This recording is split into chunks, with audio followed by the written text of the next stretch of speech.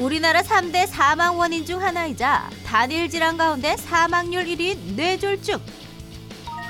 뇌졸중은 크게 뇌혈관이 막히는 뇌경색과 뇌혈관이 터지는 뇌출혈로 나뉘는데, 뇌 가운데서도 어느 부위에 문제가 생겼느냐에 따라 증상과 예후가 다르게 나타난다고? 톡톡 건강 토크, 오늘은 머릿속이 시한폭탄인 작은 골, 즉 손의 뇌졸중에 대해 알아본다. 네, 흔히 어르신들이 가장 무서워하는 질환이 있습니다. 바로 뇌졸중과 치매를 꼽을 수가 있겠는데요. 아무래도 자식들에게 짐이 될 수 있기 때문이 아닐까 싶습니다. 네, 뇌졸중은 생명을 잃을 수 있을 뿐만 아니라 반신마비와 같은 심각한 후유증을 남기는 질환이기 때문에 많은 분들이 피하고 싶어 하시죠. 톡톡 건강 토크, 오늘은 이 손에 발생할 수 있는 뇌졸중에 대해서 자세히 알아볼까 합니다. 네. 오늘 도움 말씀 주실 분 나와 계신데요. 네. 대구 파티마병원 신경과 최종환 과장께서 나와 계십니다. 안녕하십니까? 안녕하십니까? 반갑습니다. 그럼 먼저 3분 브리핑을 통해서 뇌졸중이란 정확히 어떤 질환인지부터 알아보도록 하겠습니다. 과장님 부탁드리겠습니다. 오늘 말씀드릴 내용은 우리가 일반적으로 머리라고 하면 골을 말하죠. 뇌를 말하는데 이제 거기에는 크게 머리 안에는 세 개의 뇌가 있습니다. 대뇌, 소뇌, 그리고 숨골, 뭐 이렇게 큰 골, 작은 골이라고 하죠. 이제 오늘은 특별히 작은 골에 있는 거기서 생겨나는 뇌졸중에 대해서 말씀을 드리겠습니다. 흔히 우리가 뇌졸중이라는 단어는 많이 들으셨을 거예요. 뇌가 갑자기 중대해진다. 뇌가 갑자기 중심을 잃는다. 이렇게 알고 계시면 됩니다. 크게 이제 우리가 세 단어로 이렇게 쓰고 있습니다. 뇌졸중, 중풍, 이렇게 뇌혈관 질환, 이렇게 세 가지 단어로 쓰고 있습니다. 뇌졸중은 원래 어디서 나왔느냐 하면 뇌졸 중경맥, 뇌졸 중경락 이런 단어에서 앞자만 세 자를 따서 이렇게 되어 있습니다. 중풍도 마찬가지고요. 이전에는 우리가 한 50년 전만 해도 뇌를 찍는 영상 기술이 없었습니다. CT나 MRI가 없었죠. 그러니까 뇌 속에서 어떤 변화가 일어나는지를 정확히 알 수는 없었습니다. 그래서 일단 뇌가 갑자기 어떻게 된다. 그래서 신체적으로 마비가 된다. 이런 뜻에서 뇌졸중, 중풍 이렇게 단어를 썼는 것입니다. 요즘은 그것이 혈관에 문제가 생겨서 생긴다고 알고 있죠. 그래서 뇌혈관 질환 이렇게 이름을 명명하고 있고요. 그래서 이거를 정의를 하자면 뇌에 혈액을 공급하는 혈관이 막히거나 터져서 뇌 손상이 오고 그에 따른 신체적 장애가 나타나는 질환을 통칭해서 뇌졸중이라고 알고 계시면 될 것 같습니다.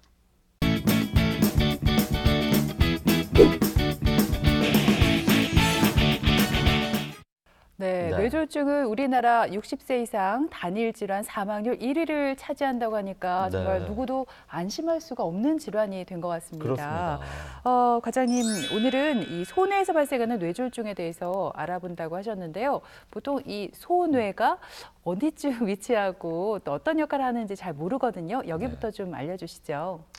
예, 이제 그림을 보시면 그 머리 가운데에서 뒤쪽으로 우리가 붉게 표시된 부분이 소뇌가 있는 위치입니다. 아까도 말씀드렸다시피 이제 큰 골, 작은 골, 숨골. 그리고 원래 뇌는 이제 여기에서 척추 안에 들어있는 척수까지 포함해서 네 개로 분류할 수 있겠습니다. 큰 골은 대뇌죠. 대뇌가 하는 역할은 기본적인 운동신경, 감각신경을 포함해서 감정, 그리고 인지능력, 기억력, 일반적으로 고차원적인 기능을 많이 하게 되겠습니다. 작은 골은 대뇌의 바로 밑에 붙어 있죠. 보시면 안 그래도 큰 골을 도와주는 역할을 하게끔 보입니다. 그래서 작은 골은 가장 크게 큰 역할이 큰 골을 도와주는 역할.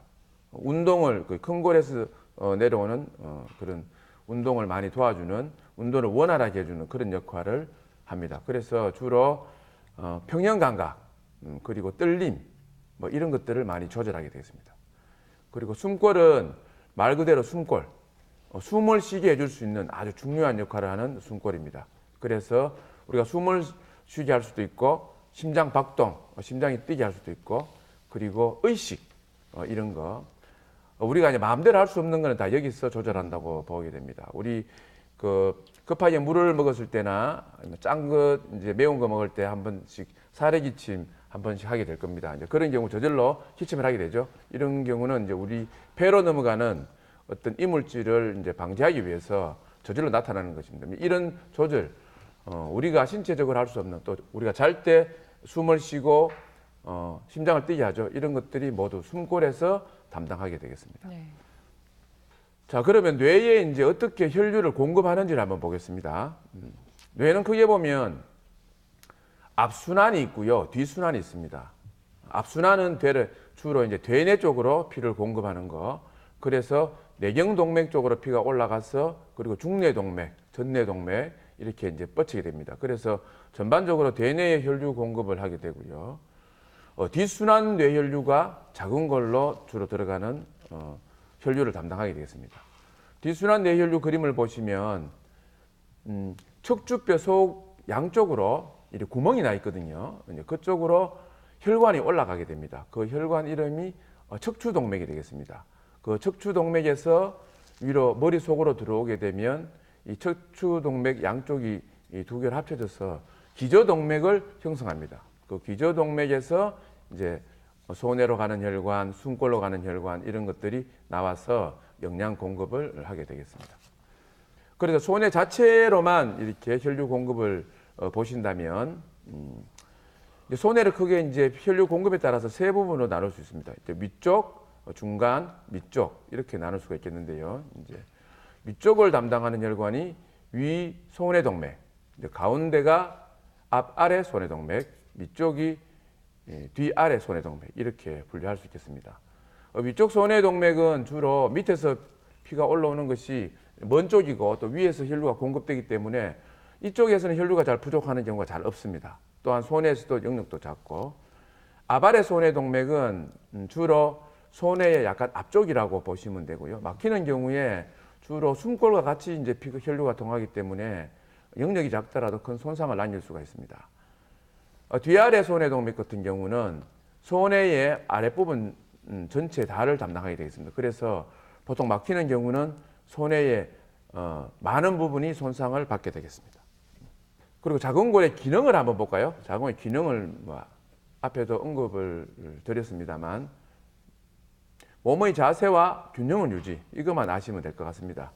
자, 우리가 몸을 자세와 균형을 유지하는 것이 그냥 이렇게 한 발로 서 있고 잘 걸어갈 수 있겠지 이렇게 생각할 수도 있겠지만 실제로는 굉장히 중요하죠. 우리가 아무리 잘 만들어진 로봇이라 해도 사람처럼 부드럽게 걸을 수가 없겠죠. 그래서 세분화해서 한번 보면 이제 평형 감각, 공간 능력을 조절한다든지 운동신경의 원활한 조절 이런 것들이 되겠습니다. 사실 저희들보다는 이제 동물들이 훨씬 소뇌가 발달되어 있겠죠. 그래서 소뇌는 동물들은 상당히 소뇌가 비교적 잘 발달되어 있습니다. 대표적인 게 제가 알기로는 조류 중에서도 제비는 굉장히 빠른 속도로 날다가 갑자기 턴을 합니다. 사람 같은 경우에는 뛰다가 갑자기 방향을 바꾸면 넘어지겠죠. 넘어지고 이제 원심력이나 관성 이런 것들에 우리 몸의 균형이 이기지를 못하지만 제비라든지 아니면 우리 빠른 이제 물에 보면 피라미 같은 거 갑자기 방향을 틀 수 있죠.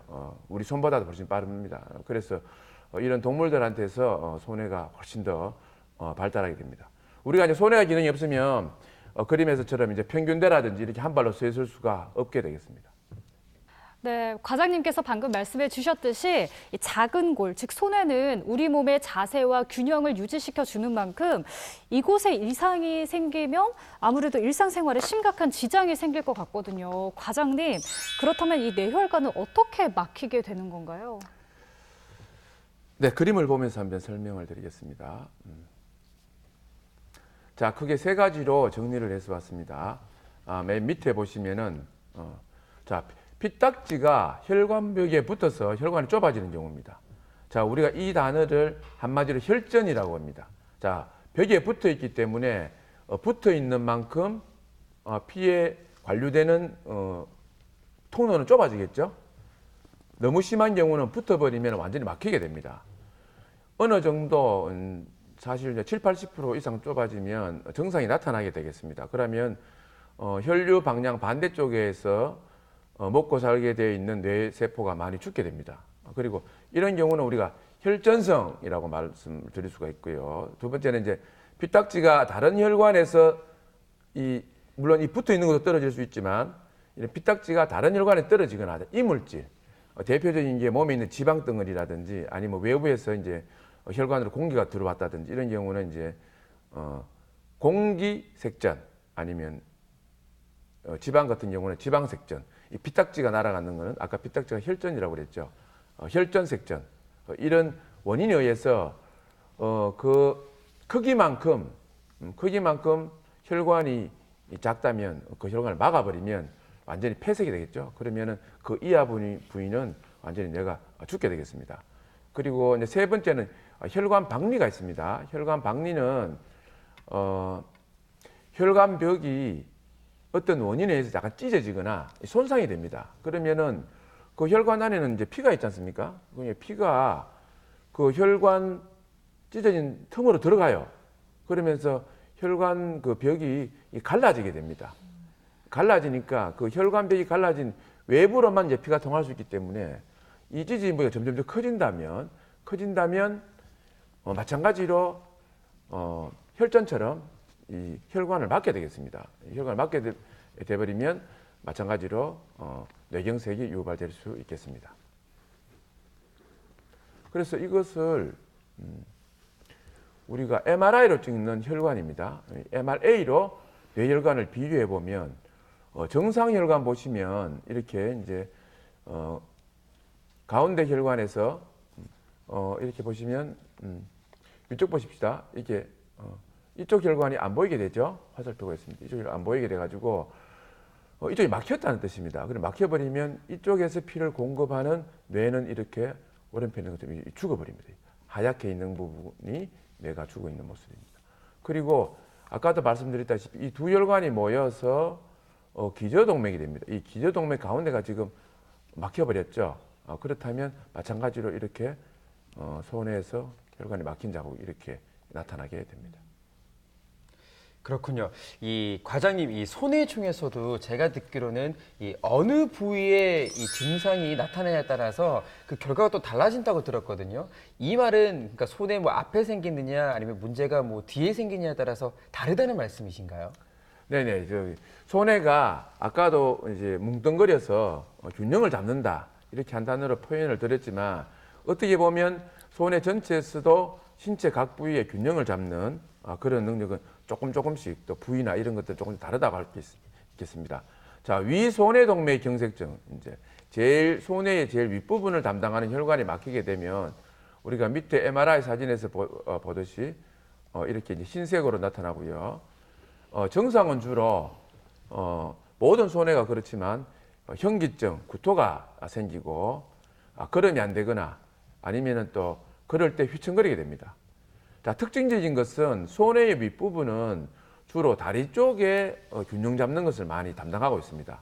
그래서 윗부분이 손상이 되면 팔로 식사하고 이런 거는 되는데 다리 쪽으로 감각이 이상하고 균형이 안 잡히기 때문에 잘 걷지를 못합니다. 그래서 이 손의 윗부분에서 종양이 생기거나 아니면은 특별히 이제 우리가 만성적인 알코올 중독 정도로 술을 오랫동안 드신 분은 위쪽에 있는 손해가 많이 손상을 받겠습니다. 특징적으로. 그래서 보통 술을 오래 드신 분 보셨겠지만 이제 다리가 많이 휘청거립니다.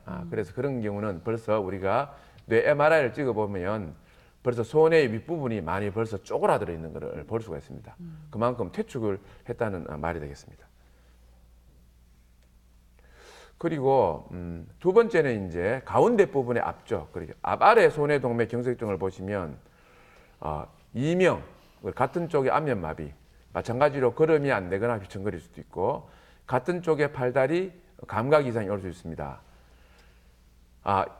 자, 보면은 마비라든지 감각 이상이 잘 올 수 있다고 이렇게 되어 있죠. 왜냐하면 이 앞아래 손해동맥 경색증은 그 혈관이 막히면 숨골하고 같이 손상을 받는 경우가 상당히 많습니다. 그래서 같은 쪽의 안면 마비라든지 아니면은 그 손상받은 뇌 쪽의 이제 팔다리 이런 쪽으로 이제 감각 이상도 같이 동반되게 되겠습니다.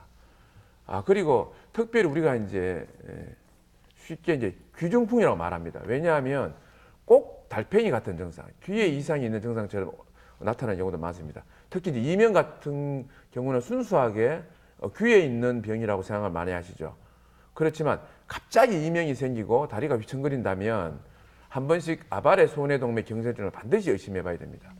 왜냐하면 이 부위가 귀하고 가장 가까이 붙어 있기 때문에 똑같은 증상이 충분히 나타날 수 있기 때문이죠. 그리고 가장 흔히 나타나는 게 뒤아래 손해동맥 경색증입니다. 대부분의 손해경색으로 오시는 분들은 대부분 뒤아래 손해동맥 경색증에 해당되겠습니다. 특징적인 증상은 굉장히 현기증이 심하고요. 같이 동반되어서 구토를 많이 합니다. 달팽이하고 다른 거는 걸음 휘청거리고 우리가 이제 검사실에서 서보라고 하시면 설 수가 없습니다. 다리를 넓게 벌리고 막 잡으려고 하시거든요. 그만큼 균형 감각이 떨어지겠죠. 대부분 아까 말씀드렸다시피 손해에 이제 반 정도 되는 영역을 담당하고 있기 때문에 한번 막히면은 굉장히 넓은 영역에서 경색이 오고 손상 부위가 넓게 되겠습니다. 그 심한 경우는 우리가 뇌는 이제 두개골로 쌓여 있기 때문에 그 압이 증가되는 경우는 앞에 있는 숨골을 밀게 됩니다. 숨골은 조금이라도 지장을 받으면 숨골의 또 뒷부분 그리고 손의 앞부분에 해당되는 부위가 특별히 또 의식을 담당하는 경우가 많습니다. 그런 경우에 이 손해가 이제 우리가 손상이 커서 붓게 되면 경색일로부터 한 2, 3일 뒤에 대부분 의식이 떨어지게 됩니다. 이런 경우는 심하면 수술을 해가지고 뇌감압술을 시행해야 될 경우도 많게 되겠습니다.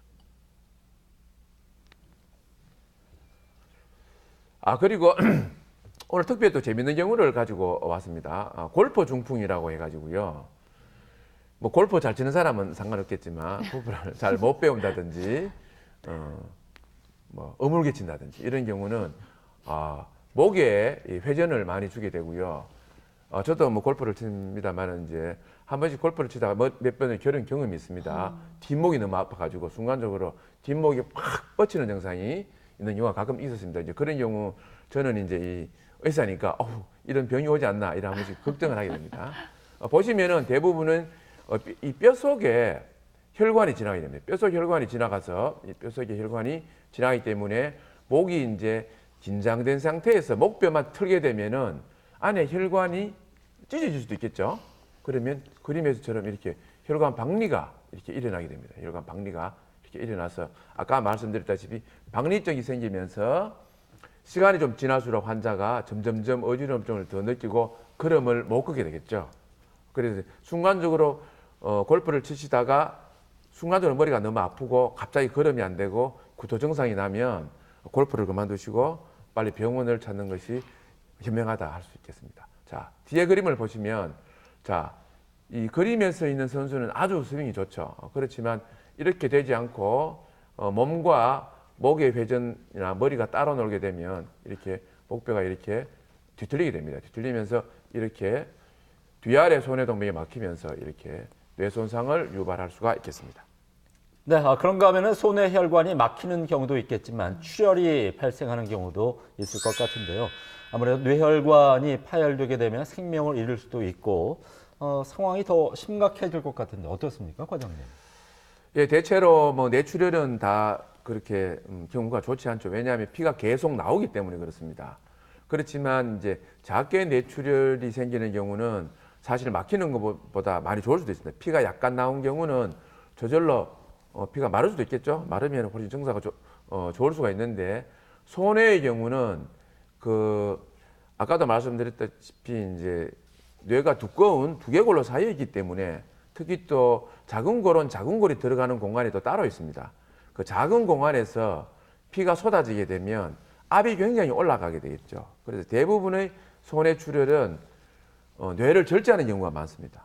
왜냐하면 그 출혈이 되면서 앞에 있는 숨골을 압박하기 때문에 숨골은 어느 정도 손상이 많이 되어버리면 의식이 깨지 않겠죠. 의식을 담당하는 뇌가 손상을 받아버리면 의식이 깨지 않습니다. 그래서 대부분은 손해 출혈인 경우는 뇌를 절제해서 압을 낮춰주는 경우가 굉장히 많아요. 물론 피를 뽑는 것도 중요하지만 압을 낮춰주는 것이 훨씬 중요해서 소뇌 출혈은 소뇌 경색보다는 훨씬 심각한 합병증을 낳을 수 있다고 그렇게 알고 계시면 될 것 같습니다.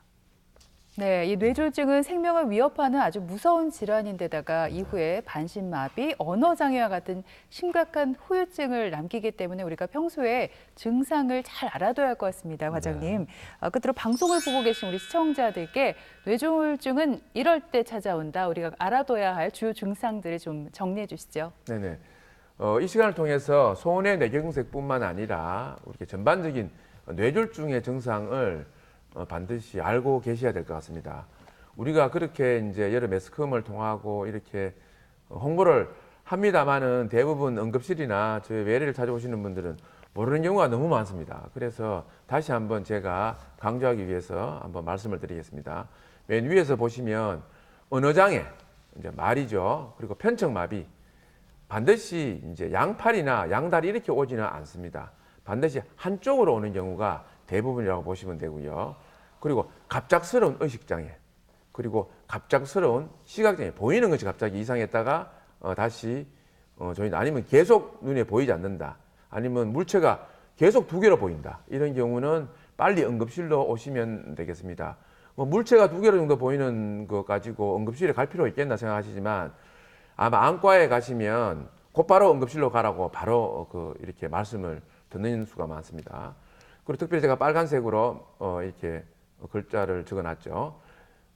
소뇌 경색에 해당되는 경우입니다. 갑작스러운 어지러움증이나 보행장애, 균형이 안 잡히는 평행장애가 있는 경우는 소뇌 뇌졸중을 의심할 수 있기 때문에 이 또한 빨리 응급실로 오셔야 될 것 같습니다. 그리고 갑자기 발생하는 매우 심한 두통의 경우도 처음에는 괜찮지만 시간이 지날수록 출혈이 조금 되어 있다가 출혈하는 순간에 심한 두통이 생기고 계속 피가 새게 되면 어느 순간 본인도 모르는 새에 쓰러질 수가 있기 때문에, 또 주위에 누가 있으면 괜찮지만 없는 경우는 의식을 잃어버리면 누가 응급실로 이렇게 모셔다 주지도 못합니다. 그래서 이때까지 경험해보지 않은 매우 심한 두통인 경우는 응급실로 오시면은 우리가 충분히 진료를 하고 치료를 할 수 있게 되겠습니다. 대부분 우리가 첫 번째, 두 번째 하고 이런 경우는 반드시 응급실에 오게 됩니다, 환자들이. 그렇지만 네 번째, 다섯 번째 우리가 조금 어지러움증이나 아니면 조금 심한 두통이 있더라도 한번 참아봅니다, 대부분. 그리고 대부분 이제 일을 하고 계시니까 잠깐 약국에서 약을 사 먹고 조금 두통만 경감시켜서 보고 있는데 그런 경우가 상당히 위험해질 수 있기 때문에 가급적 시간이 허용되시거나 아니면 너무 심하다 싶으면은 곧바로 응급실이나 신경과나 신경외과 이런 진료를 보러 오시는 것이 환자들한테 상당히 유의하다고 할 수 있겠습니다. 그리고 뇌졸중이 발생했다고 보면 빨리 응급실로 가면 되겠죠.